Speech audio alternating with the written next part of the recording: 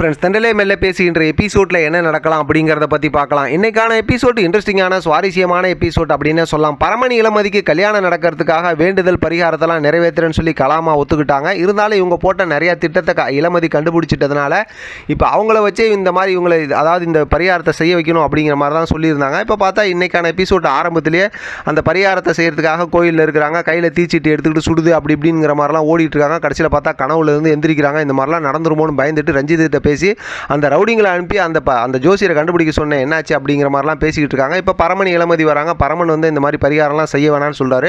இளமதி நல்லா பேசி அந்த பரிகாரத்தை செய்கிற மாதிரி இப்போ கலாமாவை கொண்டு வந்துடுறாங்க. அடுத்து எல்லாரும் கோயிலுக்கு வராங்க. அப்பயும் பார்த்தா பரமன் வேணான்னு தான் சொல்லிட்டு இருக்காரு. இளமதி வந்து இடையில பேசி நல்லா வந்து எப்படியாவது அந்த பரிகாரத்தை செய்ய வைக்கணுங்கிற மாதிரி தான் செஞ்சுக்கிட்டு இருக்காங்க. ஆனால் கலாமா வந்து தொடர்ந்து ரஞ்சித்திட்ட சொல்லி ஃபோன் பண்ணி எப்படியாவது அந்த ஜோசியரை கண்டுபிடிக்கணுங்கிற மாதிரி முயற்சி பண்ணிக்கிட்டே இருக்காங்க. ஆனால் முடியல. கடைசியில் பரிகாரத்தை நிறைவேற்றுறதுக்காக தலையில் கத்தி வச்சு மொட்டை அடிக்க போகிற கடைசி நேரத்தில் நிறுத்துங்க அப்படின்னு சொல்லிட்டு அந்த ஜோசியரை கூட்டிகிட்டு வராங்க. அதை பார்த்ததுமே பார்த்தா இங்கே இளமதிக்கும் நர்மதாவுக்கும் ரொம்பவுமே அதிர்ச்சி ஆகிடுது. வந்து எல்லா உண்மையும் சொல்லிடுவாங்களோ என்ன ஆகுமோ ஏதோன்னு பயந்து போய் தான் இருக்கிறாங்க. இப்போ அந்த ஜோசியர் வந்ததுக்கப்புறம் பார்த்தா கலாமா போய் 2 அடி விட்டு என்ன ஏதுன்னு விசாரிக்கிறாங்க. காசுக்கு ஆசைப்பட்டு இந்த மாதிரி செஞ்சுட்டேன் அப்படின்னு சொல்லி நிறைய பேசுகிறாங்க. அதுக்கப்புறம் மன்னிப்புலாம் கேட்டு அங்கேருந்து ஓடி போயிடுறாங்க.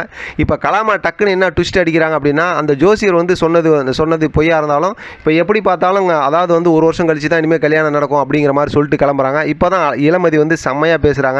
அந்த ஜோசியரே பொய்னா அவர் சொன்ன விஷயம் எப்படி உண்மையாக இருக்க முடியும், அதனால் வந்து வேறு ஜோசியரை வச்சு நம்ம பார்க்கலாம் அப்படிங்கிற மாதிரி சொன்னதுமே இப்போ இளமதி அப்பா இருக்கார்ல அவர்கிட்ட சொல்லி வேற ஒரு ஜோசியரை கொண்டு வந்து பார்க்கலாம் அப்படிங்கிற மாதிரி சொல்கிறாங்க. இப்போ கலாமாவால் எதுவும் பேச முடியல. ரஞ்சிதமும் அதிர்ச்சி ஆகிடுறாங்க. இப்போ அந்த இன்னொரு ஜோசியர் உட்காந்து இப்போ பார்த்தா பரமணி இளமதியோட ஜாதகத்தெல்லாம் பார்த்து ரொம்ப நல்ல ஜாதகம், உடனே கல்யாணம் வச்சுக்கலாம், ரொம்ப நல்லா இருப்பாங்க அப்படிங்கிற மாதிரிலாம் எல்லா விஷயமும் அடுத்தடுத்து செம பெரிய ட்விஸ்ட்டாக சொல்கிறாங்க. அப்புறம் என்ன பரமணி இளமதி சரியான ரொமான்ஸ் தான்.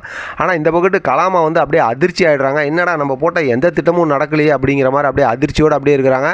அதோட பார்த்தோம் அப்படின்னாக்கா இந்த பக்கத்து பரமணி இளமதி ரொமான்ஸ் பண்ணிக்கிட்டு இருக்காங்க. இன்றைக்கான எபிசோட் ரொம்ப ஹாப்பியாக சூப்பராக முடிச்சிருக்காங்க. உண்மையிலுமே செம்ம சூப்பராக இன்ட்ரெஸ்டிங்காக தான் ஸ்டோரியை கொண்டு போயிட்டு இருக்காங்க. பார்க்கலாம் அடுத்து என்ன திட்டம் போடுறாங்க, எப்படி ஸ்டோரி கொண்டு போகிறாங்க அப்படிங்கிறத தொடர்ந்து பேசலாம். இதை பற்றின உங்களோட கருத்து கமெண்ட் பாக்ஸில் தெரியப்படுத்துங்க. தொடர்ந்து ஆதரவு கொடுங்க. தேங்க்யூ ஃப்ரெண்ட், தேங்க்ஸ் ஃபார் வாட்சிங்.